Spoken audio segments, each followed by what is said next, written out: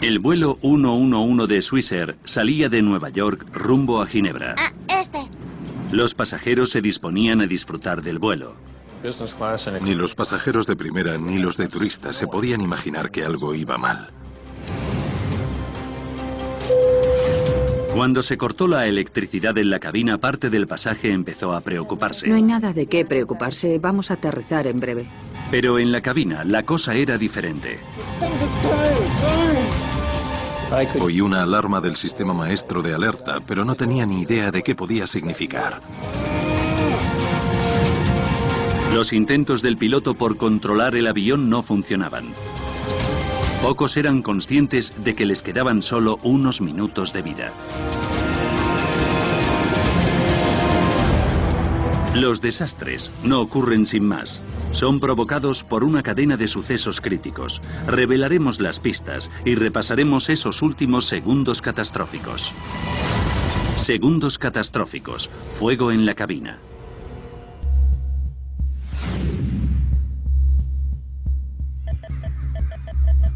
...2 de septiembre de 1998. Goldens Bridge, Nueva York, 4:46 de la tarde. Ray Romano, padre de 3 hijos, se preparaba para irse de viaje de negocios a Europa. Lynn, ¿has terminado ya, cielo? Estoy terminando. ¿Ya es la hora? Ya es la hora. Le acababan de hacer socio en la empresa de contabilidad donde había trabajado toda la vida. Era un hombre bueno en todos los sentidos. Hasta la semana que viene. Llama, por favor. Por supuesto.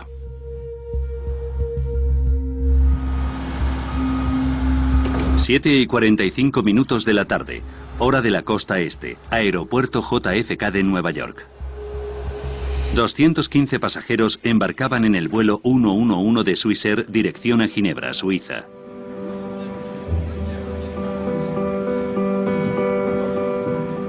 Te quiero.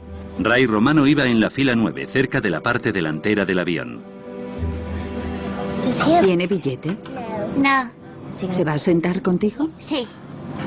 Pues muy bien.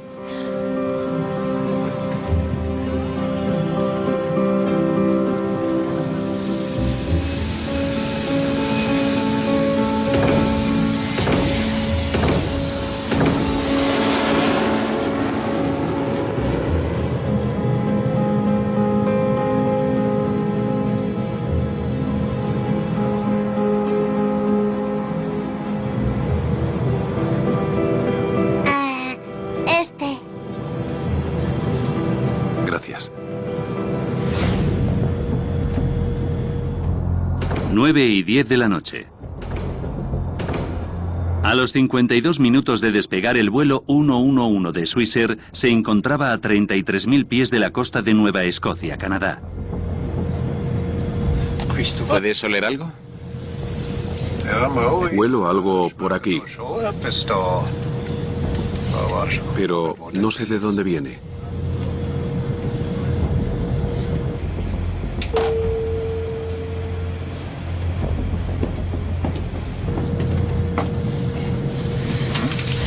¿Va todo bien? ¿Tú hueles algo en la cabina? Huele un poco raro, pero no es en la cabina, seguro. Es el aire acondicionado, ¿verdad? Sí.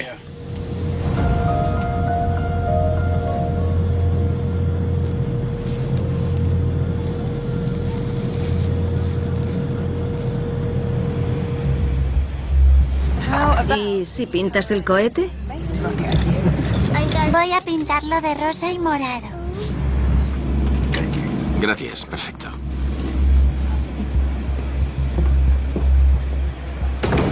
Nueve y 13 minutos de la noche.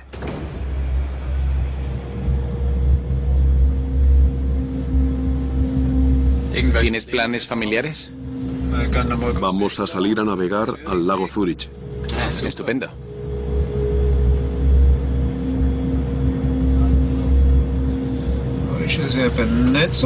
Esto no tiene buena pinta. Mira, ninguna buena pinta. El capitán Zimmerman decidía aterrizar para revisar el avión. Swissair 111. Emergencia Pan Pan Pan. Tenemos humo en la cabina. Solicitamos regreso inmediato a ubicación conveniente, como por ejemplo Boston.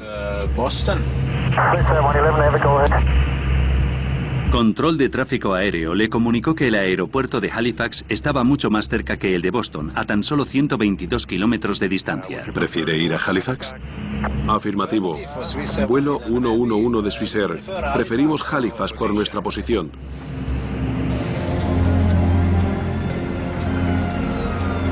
El aeropuerto se preparaba para un aterrizaje de emergencia. El humo había desaparecido. Pero los pilotos querían revisar el avión. Se pusieron mascarillas de oxígeno como precaución e iniciaron el descenso. El capitán ha activado la señal de cinturones de seguridad.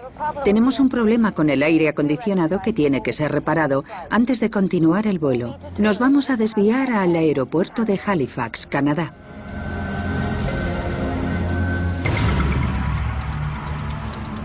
Centro de Tráfico de Control Aéreo de Moncton, Nuevo Brunswick. Miré rápidamente el radar para saber dónde estaba el avión y calculé que estaba a unos 20 minutos del aeropuerto. El trabajo de Bill Pickrell consistía en guiar el avión de forma segura hasta Halifax. Tenía que ser una operación bastante sencilla porque estaban más o menos en línea recta para el aterrizaje en ese momento. Swissair 111, buenas tardes. ¿Vector de la pista 06 de Halifax? Sí, el vector 6 está bien. Repito, el vector 6 está bien. De acuerdo, se aproximan a la pista 06. 30 millas para el límite. Necesitamos más de 30 millas. 111, recibido. Giren a la izquierda hacia 0130. El avión estaba a demasiada altura para aterrizar en Halifax en la primera pista sugerida. Por lógica, a esa distancia del aeropuerto, el avión debía estar a 10.000 pies. Pero el avión estaba aproximadamente a 20.000 pies o un poco más. El avión serpenteaba en su descenso. Swissair 111, ¿me puede decir el número de personas que hay a bordo y la cantidad de combustible que queda? Recibido. Tenemos que descargar algo de combustible. ¿Podemos hacerlo en esta zona durante el descenso? Reaccioné girándome a mi compañero y diciéndole, oh no, tienen que descargar combustible. Y luego inmediatamente comprobé dónde sería seguro hacerlo, pero sin desviarnos de nuestra ruta al aeropuerto. Pickrell sugirió que descargaran sobre el aeropuerto o que avanzaran un poco más y lo dejaran caer sobre el océano. Los pilotos se decidieron por el océano. Quedan unas 10 millas hasta el océano. Estáis a unas 25 millas del aeropuerto, por si necesitáis llegar al aeropuerto rápido. De acuerdo, está bien. Por favor, dime cuándo podemos empezar a descargar combustible. 9:23 de la noche. El capitán iniciaba el procedimiento de Swissair para extinguir fuegos de causas desconocidas. Interruptor bus de cabina confirmado. Cortaba la electricidad de forma innecesaria en la cabina.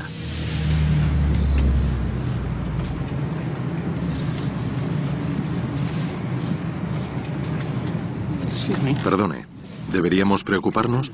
No hay electricidad y el aire acondicionado se ha apagado. No, el capitán nos ha asegurado que no hay nada de qué preocuparse. Es solo el procedimiento normal para un aterrizaje de emergencia. No hay de qué preocuparse, aterrizaremos en breve. ¿Puede abrocharse el cinturón, por favor?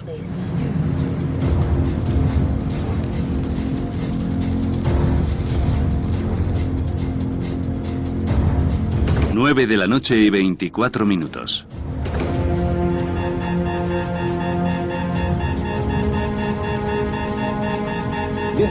Hemos perdido el piloto automático. El piloto automático ha desaparecido. Dios mío, Stefan, tenemos un incendio. Declara emergencia, declarando emergencia. Swissair 111.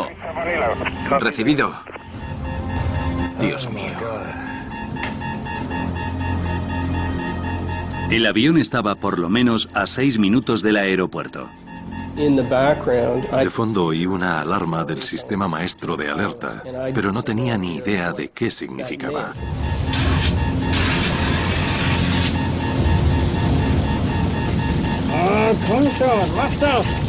Vuelo 111, vamos a empezar a descargar. Tenemos que aterrizar inmediatamente.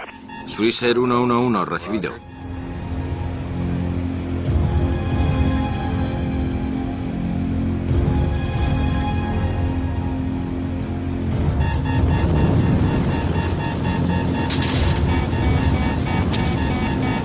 Hemos perdido los controles de vuelo primario.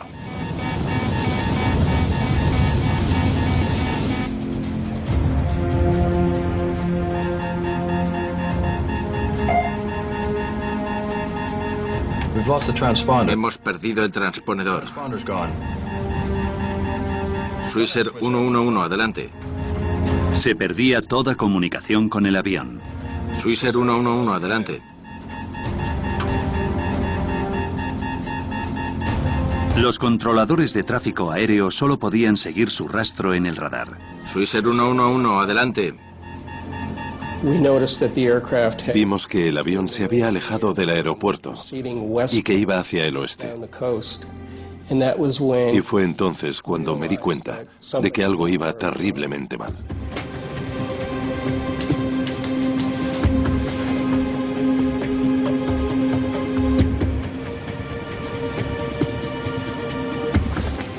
Dios.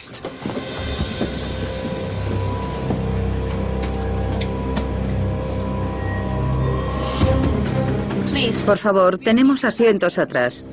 Vayan allí. Mis compañeros les ayudarán.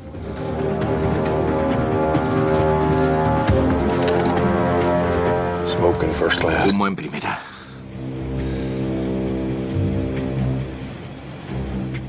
Durante 6 minutos, Bill Pickrell observó la errática trayectoria del avión. Me sentí muy impotente porque no podía hacer nada para ayudarles. 9:30 de la noche.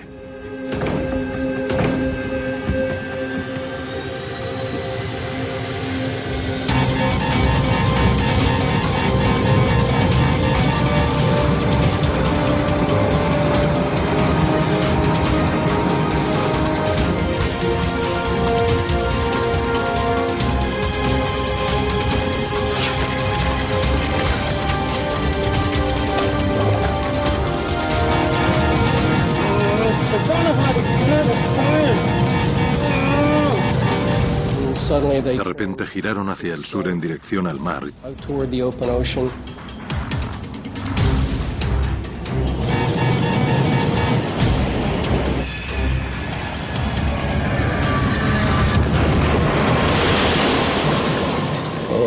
Y el avión desapareció. Dios mío, creo que lo hemos perdido. Creo que lo hemos perdido. Swissair 111, adelante. Swissair 111, adelante. Dios mío.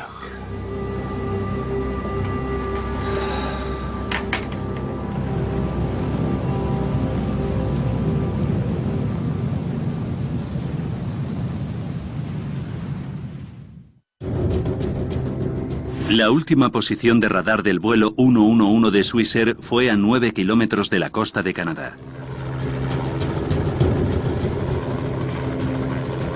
A medida que se extendía la noticia, los pescadores de la zona se adentraban en el mar para intentar rescatar a los supervivientes.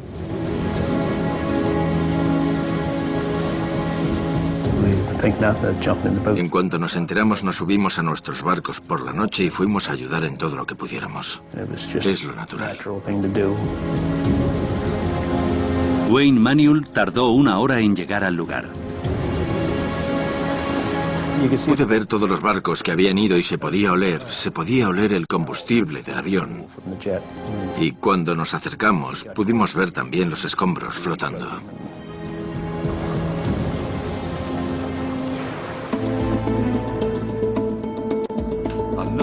A A 865 kilómetros de distancia en Golders Bridge, Nueva York, Lynn Romano escuchaba las noticias. El piloto comunicó por radio que había humo en la cabina antes de que el avión desapareciera del radar a una altitud de 1000 pies. Intentó hacer un aterrizaje de emergencia en Halifax. Vi que había habido un accidente de avión y eso siempre me pone los pelos de punta. Así que me persigné porque quería rezar por esa gente, estuvieran vivos o muertos. Era un vuelo que iba de Nueva York a Ginebra. Tom, cuéntanos qué puedes ver y oír desde donde estás. Cuantas más noticias veía, más me daba cuenta de que era su vuelo. Toda la tarde han estado llegando vehículos de emergencia a la costa en espera de posibles supervivientes. Llamé a todos los números de teléfono de emergencia y les dije, su vuelo era 111 de Swissair y su asiento el 9F. Tengo toda la información aquí. Alguien tiene que confirmarme si iba en ese vuelo. ¿Ha sido el vuelo 111 de Swissair? Sabía que iba en ese avión.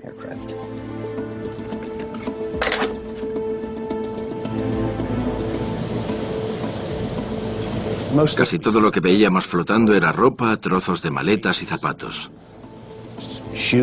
Y solo en un momento dado, pasamos al lado de un trozo de avión que tenía unas 6 ventanas. Y creo que esa fue la parte más grande que vimos. Wayne esperaba encontrar supervivientes. Siempre tienes esperanza, pero estando allí y viendo todos los restos, te dabas cuenta de que no quedaba nada y de que no había supervivientes.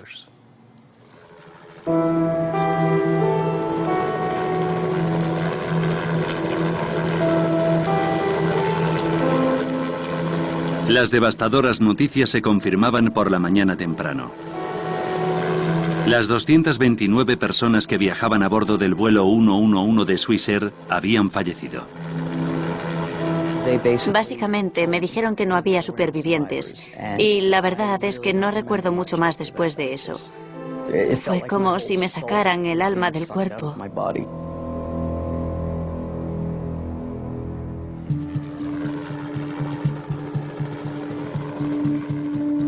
La Junta de Seguridad del Transporte de Canadá iniciaba una investigación. Larry Vance era el responsable adjunto. Tenía 31 años de experiencia como piloto y 14 como investigador de accidentes aéreos. Su punto de partida era la cinta de control de tráfico aéreo. Teníamos bastante información prácticamente desde el principio, porque sabíamos que el avión se había incendiado y que los pilotos intentaron sofocar el incendio. Pero lo que nos interesaba era cómo se había iniciado el fuego, cómo se había extendido y cómo había terminado inutilizando el avión. Esa era la clave para nosotros, responder a esas 3 preguntas.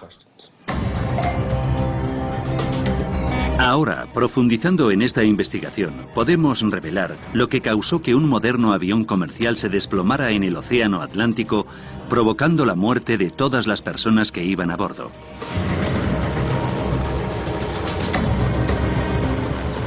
Antes de que los investigadores pudieran determinar qué había provocado el fuego en el vuelo 111 de Swissair, debían recuperar los restos. Más de 20 agencias de Canadá, Estados Unidos y Europa ayudaron a esas tareas. Los efectos personales y los restos del avión se desperdigaban a lo largo de 200 kilómetros de línea de costa. Había restos humanos. Y eso es algo muy duro. Pero los teníamos que recoger y seguir con nuestro trabajo. Solo se encontró un cuerpo intacto.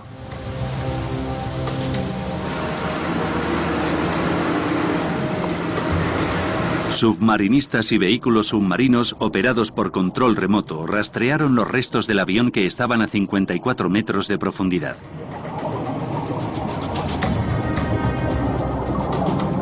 Era crítico para nosotros intentar recuperar las cajas negras, porque es donde está la información básica de lo que pasó en la cabina. Así que estábamos deseando encontrarlas.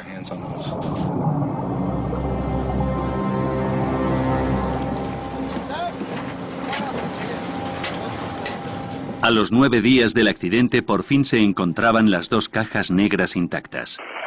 ¿Tenemos una lista de seguridad del humo de aire acondicionado? El equipo averiguaba que los pilotos primero olieron el humo y después lo vieron. Stefan, ese humo ha desaparecido. Pero al poco de desaparecer, volvió trayendo consigo fuego. Swisher 111, comprobando autorización para descarga de combustible.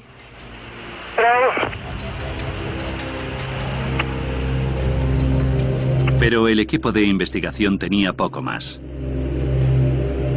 La información de los 6 últimos minutos no estaba en ninguno de los 2 grabadores, así que nos desilusionamos un poco.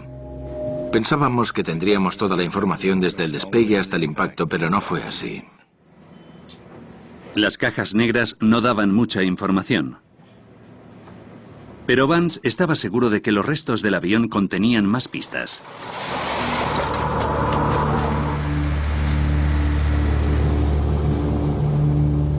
Tardaron meses en recuperar todos los restos y efectos personales.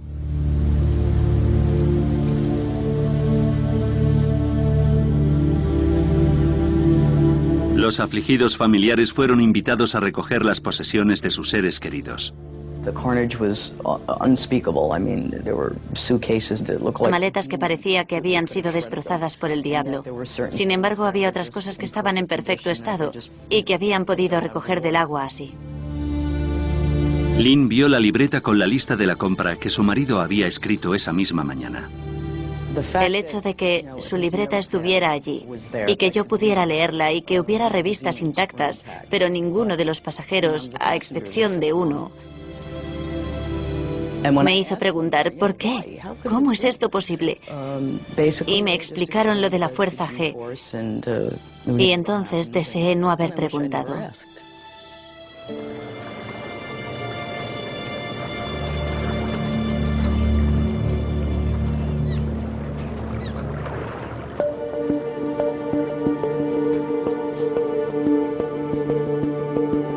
Finalmente pudieron recuperar el 98% del avión, pero en más de 2 millones de trozos. Pero la difícil tarea de encontrar pistas se complica todavía más cuando el avión cae no en tierra, sino en el mar.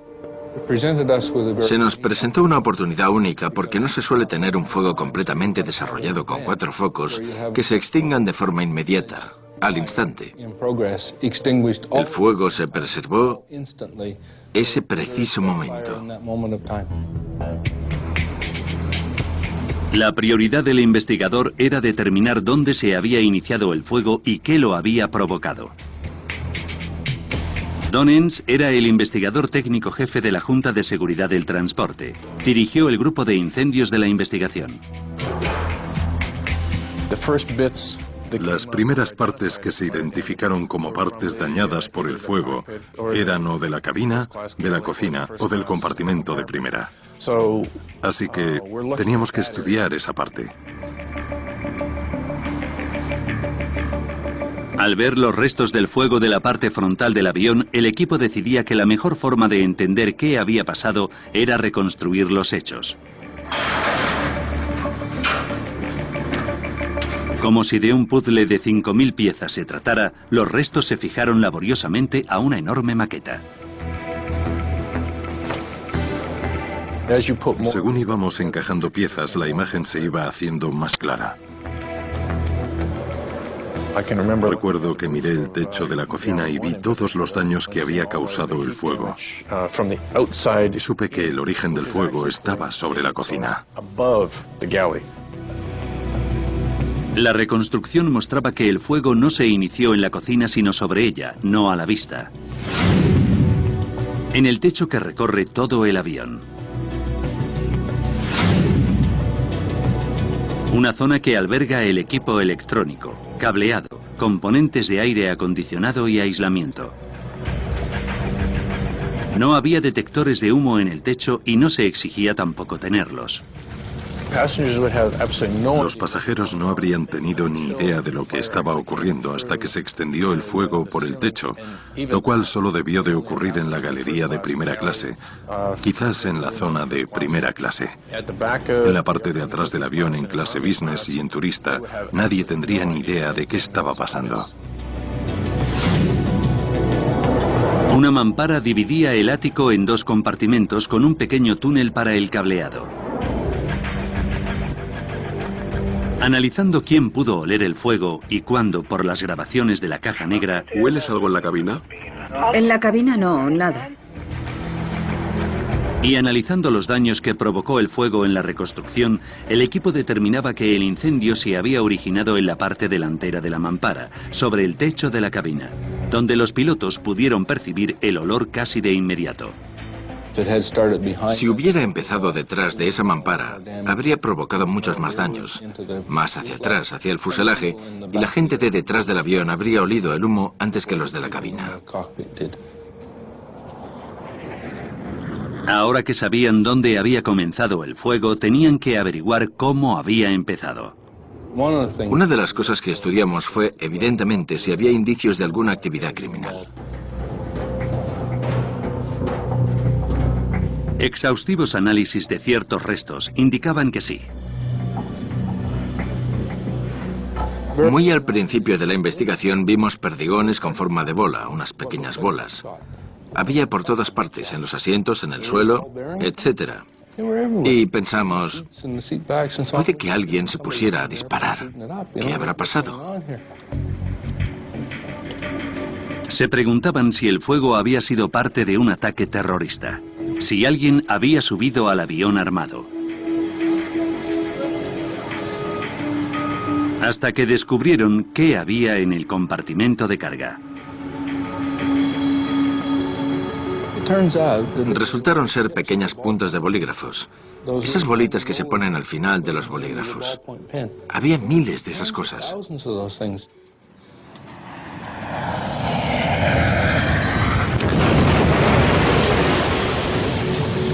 El avión chocó contra el mar con tal fuerza que las piezas de los bolígrafos salieron disparadas del compartimento de carga hacia la cabina de mando. Con la criminalidad descartada, Vance y su equipo tenían que plantearse otras posibles causas del incendio del vuelo 111 de Swissair. Sabíamos dónde había empezado el fuego. Sabíamos que había sido en el techo de la zona de la cabina. Y luego empezamos a analizar posibles fuentes de ignición por esa zona. Y lo único que se nos ocurría, lógicamente, era el cableado. El avión albergaba 250 kilómetros de cableado. 3.000 piezas se recuperaron del lugar del accidente.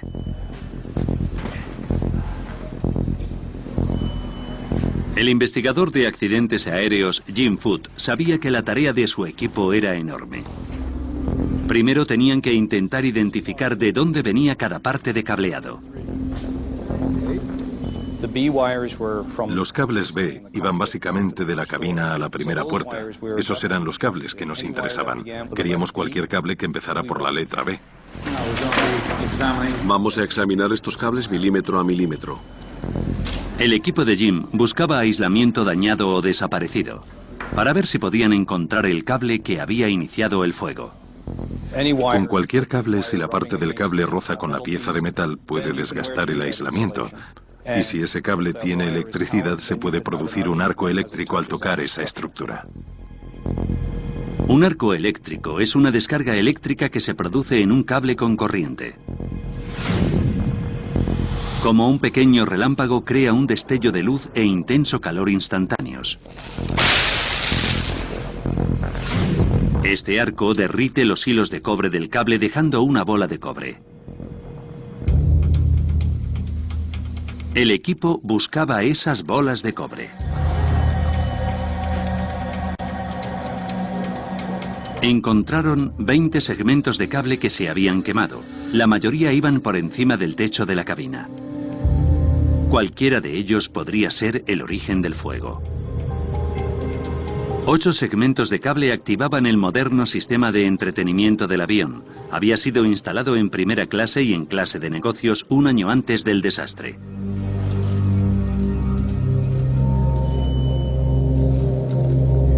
Pero a pesar de las exhaustivas pruebas, los investigadores no podían determinar qué arco eléctrico había causado el incendio. Estábamos muy desilusionados por todo el esfuerzo que habíamos hecho. A pesar de todo el material que habíamos recuperado, no conseguíamos saber cuál había sido el arco eléctrico principal.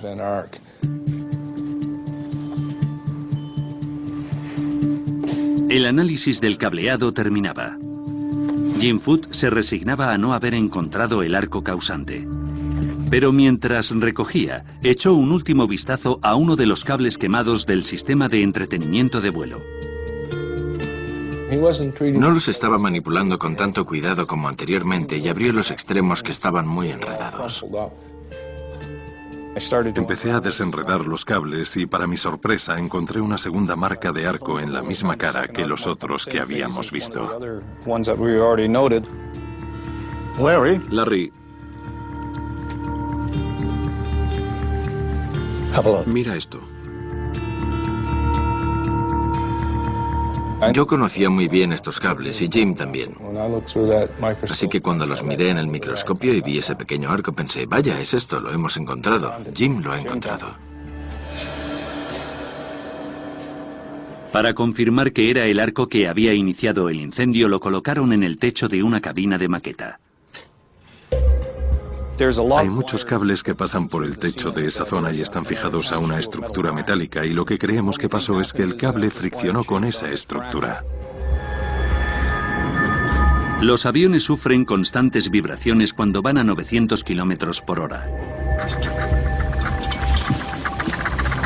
Los investigadores creían que la vibración había causado la fricción. El aislamiento del cable sufrió daños provocando chispas en la estructura metálica. Finalmente llegamos a una conclusión casi los dos a la vez y dijimos, tiene que ser esto porque sabíamos por la posición de esos cables que donde habíamos encontrado ese pequeño arco era exactamente donde se había iniciado el fuego. El equipo se temía que el sistema de entretenimiento de vuelo no hubiera sido instalado correctamente. Como precaución, Swissair retiró este sistema de toda su flota.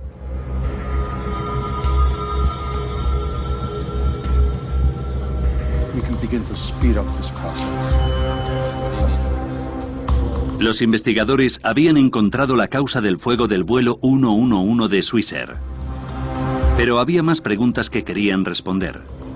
Sabían que los pilotos no pudieron evitar el fuego, pero necesitaban saber si pudieron haber evitado el accidente.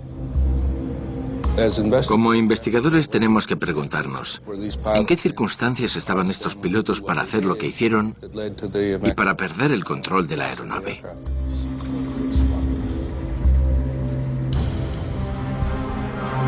Vance y su equipo estudiaron las decisiones que tomaron los minutos antes del impacto. Las grabaciones de la caja negra les decían que la cabina se había llenado de humo y fuego momentos después de que los pilotos desactivaran el exceso de potencia de la cabina de pasajeros. Una de las cosas que desactivaron fueron los ventiladores de redistribución que hay en la parte de atrás, y eso cambió todo el flujo de aire del fuego. Estos ventiladores estaban alejando las llamas de la zona de la cabina. Cuando los desactivaron, el fuego cambió de dirección. Fue inmediato, cambió de dirección rapidísimo. El fuego se extendió sobre la cabina haciendo arder el techo y deshabilitando sistemas aéreos fundamentales. Necesitaban todos los instrumentos aéreos que hay para controlar el avión, para pilotar el avión, para mantenerlo en el aire, para saber qué es arriba y qué es abajo. Y esos instrumentos empezaron a fallar, y todos a la vez. El avión siniestrado estaba fuera de control. Pero no se culpaba a los pilotos de desactivar los sistemas en la cabina de pasajeros. Siguieron los procedimientos de Swissair para gestionar fuegos de origen desconocido. Finalmente, hubo una decisión crítica que los pilotos tomaron minutos antes del accidente y que dio lugar a críticas generalizadas. Sigue habiendo dudas sobre si los pilotos tardaron demasiado en intentar un aterrizaje de emergencia. Según las investigaciones, iban rumbo a Halifax, pero volvieron al mar para descargar combustible. La decisión de los pilotos de descargar combustible añadió minutos al vuelo. Fue un procedimiento que podían haber ignorado. El equipo de investigación quería saber si esa desviación había costado la vida de las 229 personas que iban en el avión.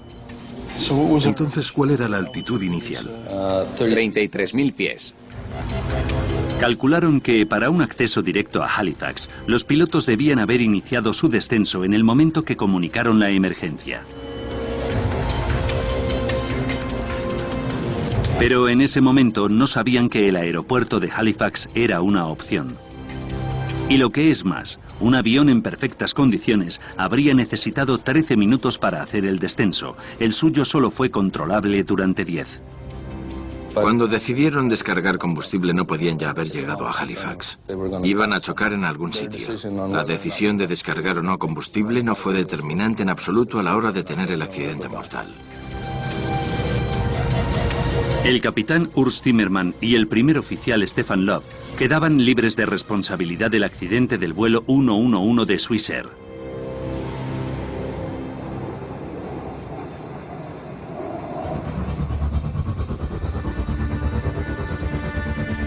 El equipo de investigación consiguió reconstruir la parte frontal del avión. Pudieron determinar dónde comenzó el fuego y encontraron la chispa que lo inició. Pero sabían que una sola chispa no había derribado el avión. Para evitar futuros incendios, el equipo tenía que averiguar qué había ardido. La amenaza para el avión fue lo que alimentó el fuego. Una cantidad de material inflamable capaz de incendiar el avión. Eso era la verdadera amenaza.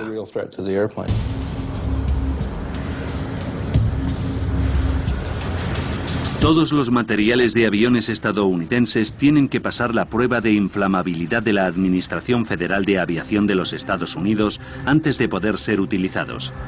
Pero algo en el techo del vuelo 111 de Swissair era claramente y altamente inflamable. No se me ocurre nada en esas zonas que pueda alimentar un fuego. Les llamó la atención el material metalizado que cubría el aislamiento de fibra de vidrio, comúnmente conocido como mylar metalizado. Recuperamos parte de ese material de aislamiento.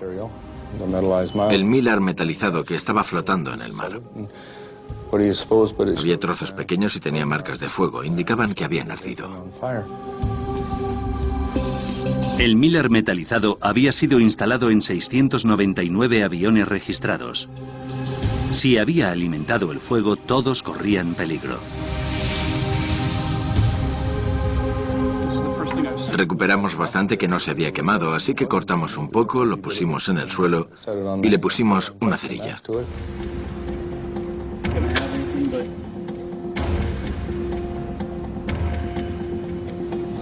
Dios mío, mirad eso. Es increíble. Y ardió muchísimo. Es muy inflamable y pensamos, Dios, este avión está lleno de eso. Vance estaba seguro de que el mylar metalizado había alimentado el fuego en el vuelo 111 de Swissair. De inmediato informó a las autoridades de aviación federales de los Estados Unidos. El mylar metalizado se había probado más de 10 años antes y se había aprobado su uso. Una de las cosas que hicimos fue revisar la historia de este mylar metalizado para ver si había sido un material peligroso anteriormente.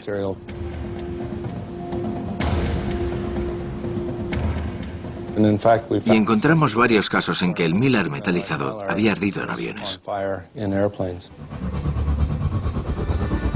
Como resultado de estos incendios previos, el fabricante de aviones McDonnell Douglas sugirió que el mylar metalizado debía ser retirado de todos los aviones.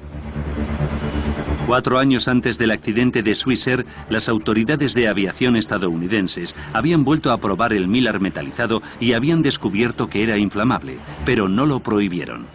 Lo cierto es que ninguno de los accidentes había causado muertes. Si algunos de estos accidentes hubieran provocado víctimas mortales, si hubiera habido muertos, habrían reaccionado de otra manera. La Administración Federal de Aviación de los Estados Unidos tenía víctimas mortales ahora, 229. De nuevo probaron el mylar metalizado, pero ahora en supuestos de incendios de aviones mucho más realistas.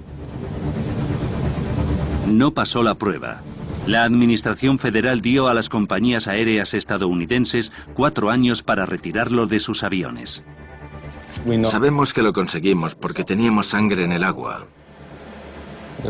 Había víctimas mortales y a la gente le preocupaba. Por eso escucharon nuestras advertencias y tomaron medidas. La investigación del vuelo 111 de Swissair fue la más larga que jamás ha llevado a cabo la Junta de Seguridad de Aviación canadiense. Tardaron 4 años y medio en terminarla. Utilizando la información que los investigadores recabaron, podemos ahora revelar de forma precisa qué ocurrió en el vuelo 11 de Swissair y a qué se enfrentaron los pilotos en los minutos antes del impacto. 21 minutos para el desastre. Un cable del techo del avión prendía fuego al milar metalizado. Los pilotos olieron algo extraño, pero creían que se trataba de un problema del aire acondicionado.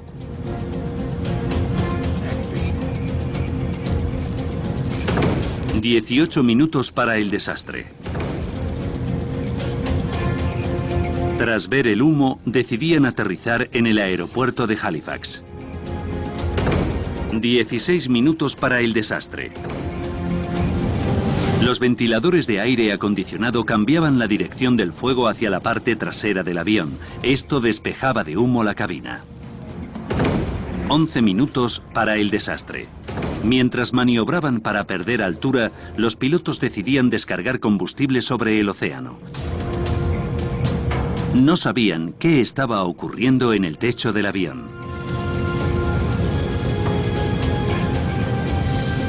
8 minutos para el desastre.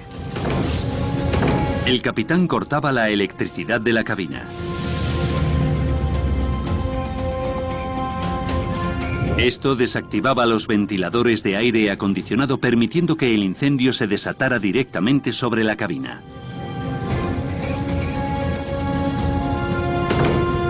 Siete minutos para el desastre. Las llamaradas destrozaban el sistema de pilotaje automático, obligando a los pilotos a dirigir el avión de forma manual. Solo entonces se daban cuenta de la magnitud del problema. Los investigadores sospechaban que el capitán Zimmerman intentó apagar el fuego y dejó al primer oficial Love pilotando el damnificado avión. 6 minutos para el desastre. El incendio desactivaba los controles de vuelo, las comunicaciones con control de tráfico aéreo y las cajas negras. Mientras tanto, el primer oficial Love intentaba mantener el control. Pero el avión estaba fuera de control. La aeronave descendía y se desplomaba en el océano.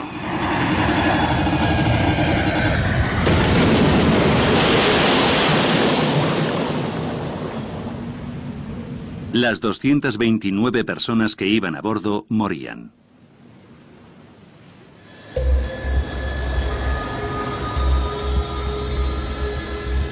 Para evitar otras catástrofes mortales, la Junta de Seguridad del Transporte de Canadá hizo una serie de recomendaciones que tendrían que ser adoptadas de manera global por la industria de la aviación. Indicaban que los procedimientos para incendios de origen desconocido debían replantearse radicalmente.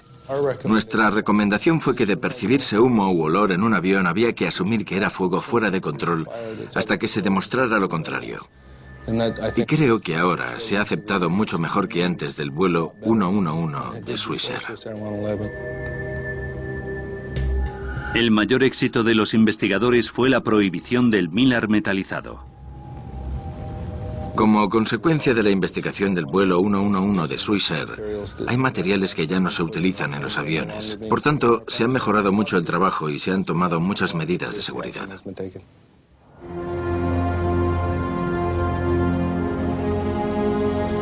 Mientras que el mylar metalizado ya no se usa en países occidentales, algunas compañías aéreas de países en desarrollo lo siguen utilizando y siguen suponiendo un peligro.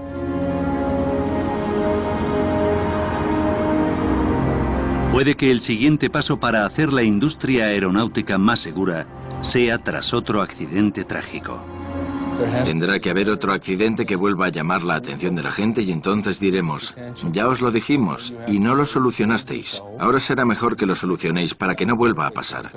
No se puede hacer que la gente cambie si no siente que tiene una responsabilidad.